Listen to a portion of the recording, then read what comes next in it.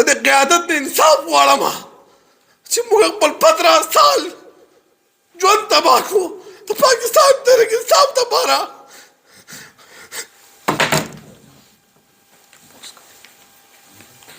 قربانیانې موږ ورکړې. زه خپل د ورکر نه انصاف غواړم. عمران خان خپل وټو عمران خان دا وعده کړی و چې 25% کوټه ورکوم به نوجوانانو له. خو خان صاحب کومې فیصلې وشول، یو 2-3 فیصلې زما په حلقه کې وشولې، هغه فیصلې هم په 18 کې ما قبولې کړې پاکستان تحریک انصاف دپاره، عمران خان دپاره. کله د میر الیکشن راغی هغه کې د بیسټ امیدوار وم، خلک را سره وو، جلسې مې وکړل، جلوسونه مې وکړل، خلک مې پاور سټریټ پاور مې شو کو، په میر کې هم را سره زیاتې وشو. خو بیا مې هم ما نه مونږ د پارټۍ کې ټکټ دپاره نه یو راغلی، مونږ د یو نظریې دپاره یو، زمونږ یو سوچ دی، یو ویژن دی، مونږ د عمران خان سپاهیان یو، مونږ به عمران خان سره ولاړ یو. د میر هغه فیصله هم مونږ اکسپټ کړه. زه د تحریک انصاف یوت وینګ د ملکن ریجن جنرل سیکرټري پاتې شوی یم. ما په دې 10 ضلعو کې تنظیم سازیانې کړي دي. په 10 ضلعو کې د چترال، اپر چترال، شنگلا، سوات، بونیر، باجوړ، لور دیر، اپر دیر، په دې 10 ضلعو کې ما ریکارډ چې هغه آن د ریکارډ دي، ټول خلک بې ګواه دي.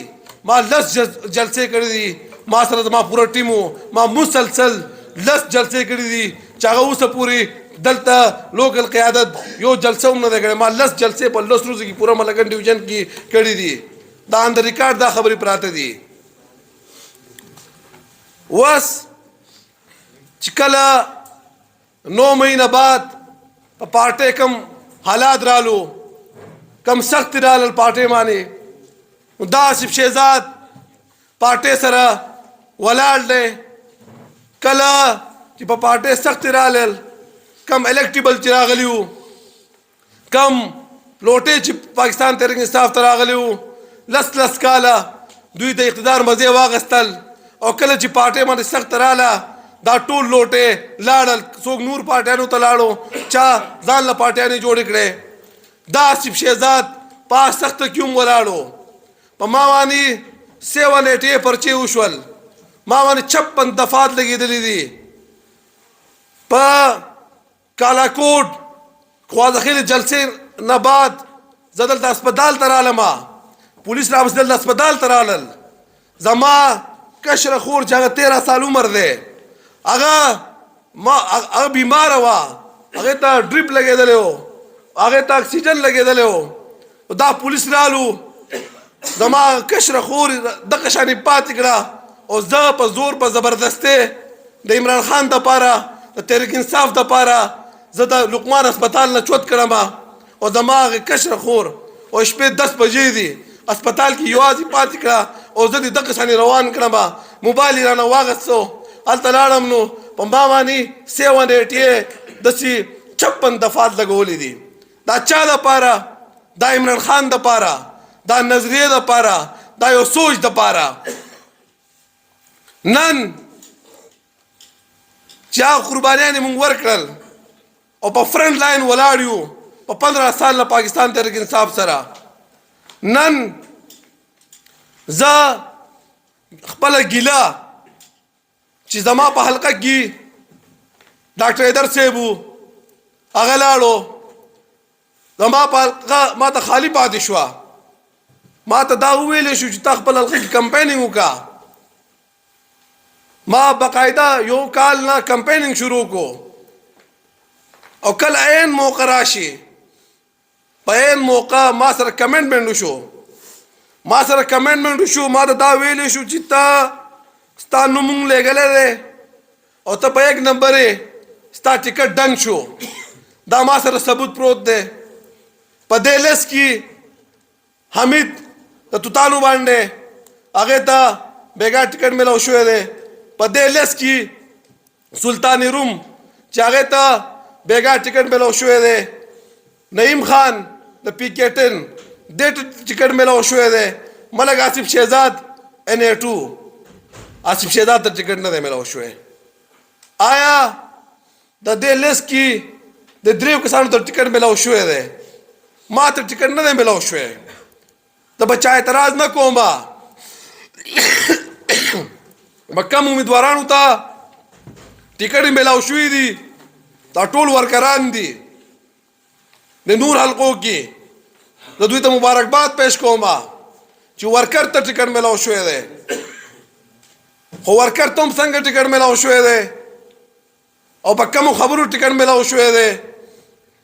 زما په سینه کې ډېر رازونه دي خو دا وخت نه دی چې دا زه نن ووایم. دا وخت نه دی چې دا خبرې زه نن وکړم.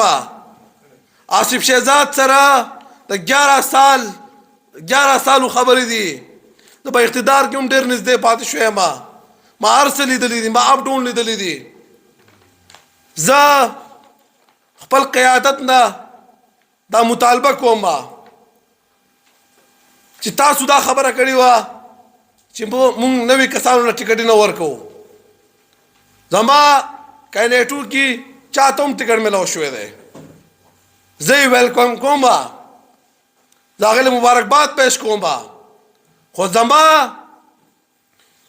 سره کم ظلم شوی دی کم زیاتې شوی دی هغې ذموار یو کس دی.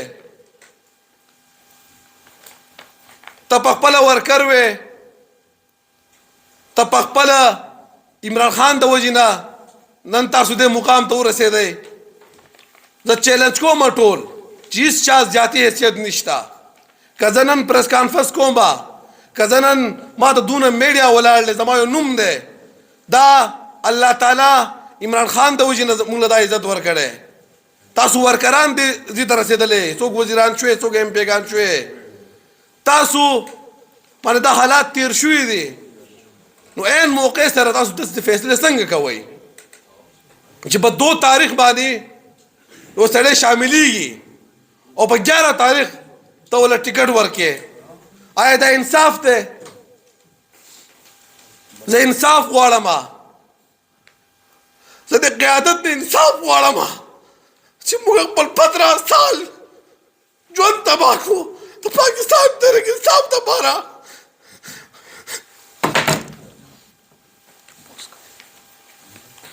قربانیانې موږ ورکړې.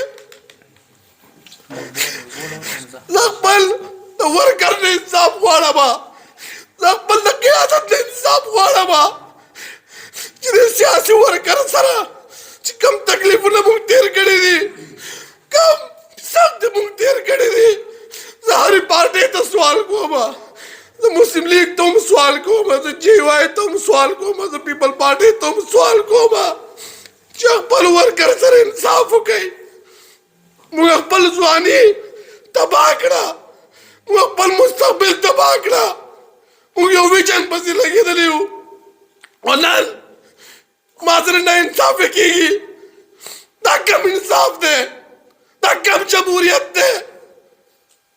زه خپل قوم ته راغلی یم. زه خپل د NA2 عوامو ته راغلی یم. زه خپل د سواد ورکرانو ته راغلی یم چې تاسو باندې انصاف راکړئ چې ما سره کوم شوي دي. که زه به میرټ نه وم که زما خاندان نه و که ما سره فاینانشلی سپورټ نه و که ما سره قوم نه و په یو پوینټ کې په یو دلایل کې زما قربانیانې نه وې. تاسو آصف شهزاد ته دلایل ورکئ. زه به ویټ راشم. زه نن هم په عمران خان په محبت کې دونه جنوني یم چې زه نن هم هغه امیدواران اکسپټ کوم. زه نن هم عمران خان ته نظریې سره ولاړ یم. موږ خپل ځواني تباه کړه. که ما غوښتو زه به غټ افسر وم. اقتدار کې وم. په غټو عهدو پاتې شوی وم. یو نوم مې و. زه به چېرته افسر وم تنخوا به مې اخیستو. زه به ناست وم. دا تحریک انصاف دپاره قرباني ورکړه، د عمران خان د ویژن دپاره قرباني ورکړه. او تاسو راسره دا چل وکړو که تاسو فیصلې بدلوئ، بیګا هم بدلې شوي دي، بیګا هم بدلې شوي دي. زه د هغه فیصلو خلاف نه یم، زما وروڼه دي، ورکران دي، د هغوی ته مبارکباد پیش کوم. خو تاسو عاصم شهزاد تاسو دومره کمزوری ښکارېدو که تاسو خپل ذاتي حیثیت و په آزاد حیثیت سره ولاړ وئ او منسټران شوي وئ، ما به تاسو ته وې چې ټیک ده زه یو غریب سړی یم، د کوهستان بیل نه د اتروړ یو غریب کمزوری کس یم، زما دا حیثیت نشته، زما دا خواهش و چې زه د کوهستان بیل نمایندګي وکړم، زما د حلقې نه، زما د قوم نه، چې دا ژبه په دیر کې هم ویلې کېږي، په کمرار کې ویلې کېږي. زمونږ چېرته ایم نه و راغلی، زمونږ چېرته قومي اسمبلۍ ته اواز نه و رسېدلی. زما دا خواهش و چې د کوهستان قوم نمایندګي وکړم، خو ما سره دا ظلم وشو. آخرنې دا خبره کومه خپل ټول قوم ته، خپل ټول عوامو ته چې زه چونکې زما قائد په جیل کې دی، په عمران خان ډېر مین یم، زما خاندان پې ډېر مین دی، زما ډله پې ډېر مین دی، زما ملګري پې ډېر مین دی. عاصم شهزاد په 18 کې هم قرباني ورکړه، په میر ټکټ کې هم قرباني ورکړه. اوس هم زما قائد نه دی خبر دی فیصلې نه، هغه غریب په جیل کې دی، هغه باندې تکلیف دی، هغه الیکټیبل د وجې نه دې حال ته ورسېدو او تاسو راپسې نور الیکټیبل راولئ. آخرنې د میډیا مقصد دا و چې زه خپل فریاد خپل قوم ته ورسوم او زما زړه کې چې کومه خبره وه دا ټولو سره شیر کړم. او آخرنۍ خبره دا واورئ، عمران خان په جیل کې دی، په تکلیف کې دی. آصف شهزاد او هغې خاندان، هغې ملګري، هغه ډله عمران خان سره مخکې هم ولاړو، عمران خان سره به مونږ اوس هم یو او انشاءالله مرګه پورې به عمران خان سره به مونږ یو، عمران خان سره بې فایده کوو او عمران خان سره به اخره پورې به انشاءالله ولاړ یو.